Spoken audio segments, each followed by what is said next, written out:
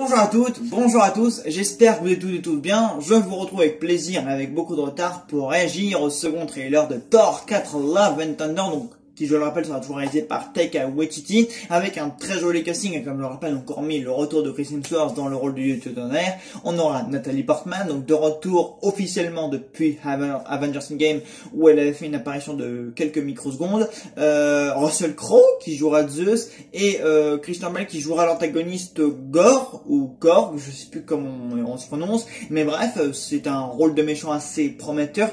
J'avoue Christian Bale, j'aime beaucoup l'acteur lui-même, mais je me demande vraiment comment ils vont l'intégrer dans le MCU. Pareil pour Russell Crowe, finalement deux grandes pointures du cinéma dans le MCU. Décidément, le MCU arrive vraiment beaucoup à recruter de grandes stars, de grands acteurs. Bon, après Robert Redford et Michael Douglas, Michelle Pfeiffer, Russell Crowe et Christian Bale. Donc bon, à voir comment ils vont s'intégrer dans le paysage du MCU, surtout sous la caméra de Taika Waititi, alors que de base Taika Waititi je n'aime pas, voilà, j'avais assez peu apprécié son style dans Ragnarok, mais finalement bon, le premier trailer, voilà, avec quelques bonnes idées de montage, avec de bons choix musicaux et quelques bons décors et quelques beaux plans par-ci par-là, voilà, il m'avait mis un petit peu l'eau à la bouche, alors que de base Thor 4 je m'en fichais complètement, mais voilà, le trailer avait quand même réussi à me convaincre de m'y intéresser, de porter de l'intérêt à ce projet. Voilà. Donc bah écoutez, découvrons donc ce deuxième trailer pour Thor 4 Love and Thunder. C'est parti. Les enfants, sortez le popcorn et laissez-moi vous conter l'histoire du viking de l'espace, Thor Odinson. Ce n'était pas un homme ordinaire, c'était un dieu. Après avoir sauvé la Terre pour la 500e fois, Thor s'est embarqué dans un nouveau voyage. Il s'est remis en forme, il a perdu son ventre et retrouvé son corps de dieu. Et après tout ça, il est finalement redevenu le seul et unique Thor. Ah, Jane Foster. Ça va être vraiment cool. C'est mon ex-petite amie. Ça fait combien de temps? 4 ans? 8 ans, 7 mois et 6 jours, plus ou moins. Je perçois des sentiments. Bonne dynamique en tout cas. Ah ouais, tu parles. Oh. C'est eux qui apportent aux yeux. Ah, Christian Bale, ça y est. Alors, qu'est-ce que ça donne? Oh, pas mal le look, j'aime bien. C'est pas mal du tout.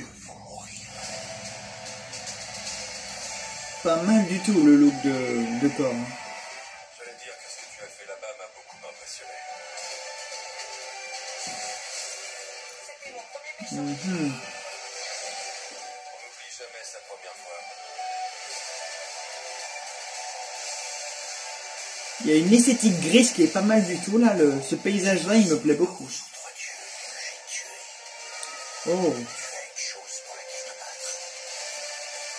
Putain, ce paysage vert, vert là, il est étrange, il est original, pas mal du tout. On n'a jamais vu ça dans le MCU. Voyons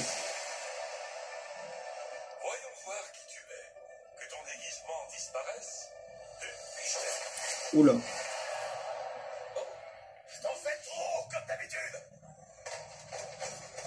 Ça fait partie de l'humour badass autour de Marvel. Hein. De raisin?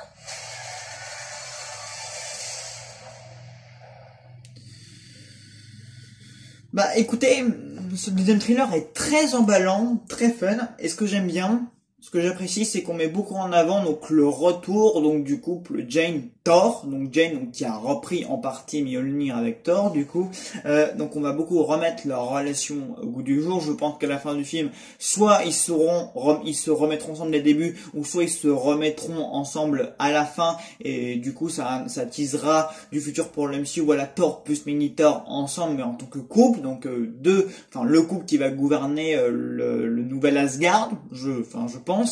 Et donc j'ai vraiment hâte donc de revoir cette relation sur le devant de la scène, vraiment parce que j'aimais beaucoup déjà cette relation dans le premier Thor et dans le deuxième temps, même si Helen Taylor l'avait assez mal géré dans le second opus, et dans le troisième, bon, elle disparaît du coup. Et on voit que cette relation quand même avec Jen aura pas mal affecté Thor, puisque même dans Endgame, si vous vous souvenez, il en parlait déjà, et ça l'avait quand même bien ému. Donc je suis vraiment très content de revoir cette relation. Nathalie Portman, qu'est-ce qu'elle est magnifique, ça fait extrêmement plaisir de la voir. Vraiment, j'aime beaucoup Jane Foster au sein du MCU. Et ça me fait vraiment très chaud au cœur de la revoir. Vraiment, je suis très ravi de la voir. Après, il reste à voir ce que Taika Waititi va en faire, comment il va la diriger. J'ai vu que sur pas mal de photos de tournage, elle a pris une masse musculaire assez importante, donc on va bien voir comment elle a été dirigée, comment sa dynamique, bref, ce qu'elle a donné dans le film et dans ce rôle-là en tout cas. Christian Bale, je suis assez étonné de voir son accoutrement dans le film, son costume, etc. Les CGI sur lui ne sont absolument pas dégueulasses comme je le redoutais. C'est pas mal du tout. Ça le fait bien, voilà. C'est plus sa voix grave, son doublage, ça s'accorde bien. Puis il y a ce paysage grisâtre, très clair et sombre en même temps. Vraiment, ça, c'est des trucs vraiment très originaux qu'on n'a jamais eu dans le MCU. Enfin, le MCU propose des trucs inédits, des paysages très novateurs, une personnalité. Enfin, cette phase 4 a beaucoup de personnalité, je trouve. Vraiment, là, il y a des plans, il y a des couleurs très inédites. Vraiment, ça fait du bien, ça fait plaisir. Il y a un côté dynamique, il y a un côté fun qui reste bien, c'est bien, on retrouve bien la patte Waititi, mais je trouve quand même qu'il y a un certain côté dark, vraiment, qui se démarque, du coup, avec Christian Bale. De toute façon, Christian Bale, il est hyper charismatique, il a joué vraiment des rôles graves, donc je pense que c'est lui qui va apporter un peu ce côté dark et très sombre, du coup, à ce film-là qui a l'air d'être très funko et très pop, etc. On voit beaucoup moins les Gardiens de la Galaxie. Et ça me rassure beaucoup. Je sais pas s'ils auront un rôle secondaire ou moitié-moitié, genre si on les verra qu'au début ou que dans la dernière partie du film ou que dans la première partie. Mais en tout cas, voilà, il y a quand même quelque chose encore une fois, qui m'emballe. Voilà, que ce soit dans certains plans, dans certains paysages, dans l'alchimie qu'il y a toujours entre Natalie Portman et Chris Hemsworth. Donc bon, il y a encore quelques trucs qui me hype bien, que j'ai hâte de voir sur mon écran. Donc encore une fois, un trailer qui a su me convaincre, voilà. Même la musique, elle est toujours très cool, encore une fois. Bon, évidemment, il y a quelques blagues en dessous de la ceinture, ça on devait s'y attendre, hein, le truc de on n'oublie jamais ses premières fois, et puis le truc de la blague avec Thor à la fin qui se retrouve tout nu. Bon, ça je pense que le film aura pu s'en passer, mais bon. Que sera un film Marvel sans une ou deux blagues nulles et inutiles? Vraiment, que sera un film Marvel sans ça? Je vous le demande un peu. Donc en tout cas, ouais, un trailer qui m'a mis l'eau à la bouche. Il y a vraiment quelques éléments que j'ai vraiment hâte de découvrir, notamment Nathalie Portman qui manie Mjolnir. Ça va être vraiment chouette. Elle est toujours aussi magnifique. Voilà, la revoir en compagnie de Thor, ça va être vraiment très cool.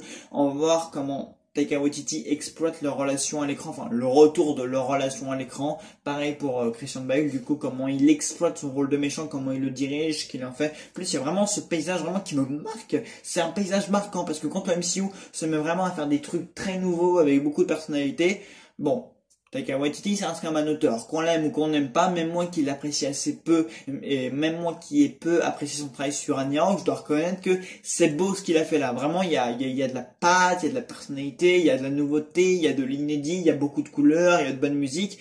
Donc ouais, j'attends de voir ce que donneront ces éléments dans Thor Love and Thunder. Voilà, bah écoutez, n'hésitez pas à me dire en commentaire ce qui vous a plu dans ce trailer, et puis on se retrouve très vite pour réagir au trailer de Mission Impossible 7. Salut à tous!